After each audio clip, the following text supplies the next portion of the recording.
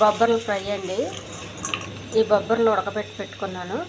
వీటికి కావాల్సినవి కొంచెం కరివేపాకు, కొద్దిగా జీలకర్ర, ఆవాలు, కొద్దిగా ఆయిల్, ఎండుమిర్చి, కొద్దిగా ఆయిల్ వేసుకోండి. ఫస్ట్ కొంచెం జీలకర్ర, కొన్ని ఆవాలు, కరివేపాకు, ఎండుమిర్చి ఎక్కువ వేయొద్దు, కారం ఉంది.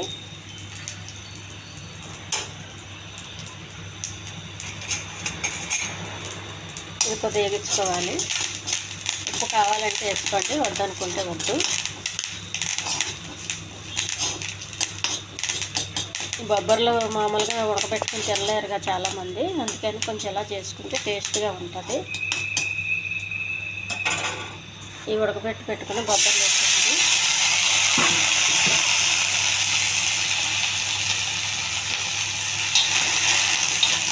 ఎండుమిర్చి వేయకపోతే కారం వేయండి.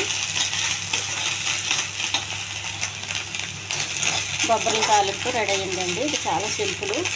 మనం నైట్ నానబెట్టేసుకోవాలండి. బొబ్బర్లు నైట్ నానబెట్టేసుకుంటే మనకు ఉదయం వేసేసరికి బాగా నాని ఉంటాయి. ఉదయం ఉడకబెట్టి కుక్కర్లో వేసేయండి. మెత్తగా కావాలంటే ఒక 2-3-4 విజిల్స్ పెట్టుకోండి.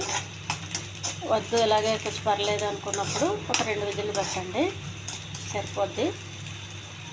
చూడండి, బొబ్బర్ల తాలింపు రెడీ అయిపోయింది. ఈ ఛానల్ నచ్చితే సబ్స్క్రైబ్ చేయండి, షేర్ చేయండి, లైక్ చేయండి, కామెంట్ చేయండి. ఇది చాలా హెల్దీ అండి. బొబ్బర్లో మన ఇంట్లో చిన్నపిల్లలకి రోజు స్కూల్ బాక్స్లో కొన్ని ఉడికించి పెట్టండి. వాళ్ళ కారం అయ్యి తినలేరు కాబట్టి కారం వేయకుండా కొద్దిగా జీలకర్ర, ఆవాలు, కరివేపాకు, కొత్తిమీర ఇలాంటివి వేసి పెట్టండి. వాళ్ళకి లంచ్ టైంలో ఇది అలవాటు చేయండి. చాలా బలము. పప్పు చేయడానికి టైం లేనప్పుడు ఇలా చేసేయండి. ఇలా చేయడం వల్ల చాలా టేస్ట్గా ఉంటాయి.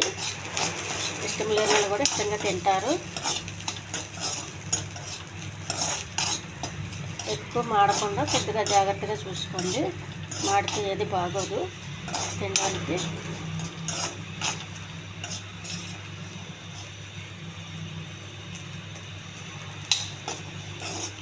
సరిపోతుందండి.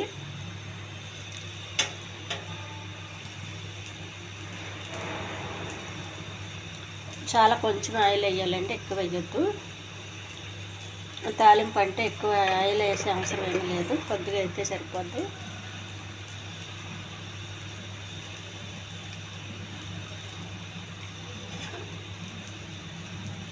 బయట చిరుతిళ్ళు కొనకుండా పిల్లలకి ఇంట్లో ఇది చేసి పెట్టండి. వాళ్ళ చిరుతిళ్ళు వైపు వెళ్ళరు.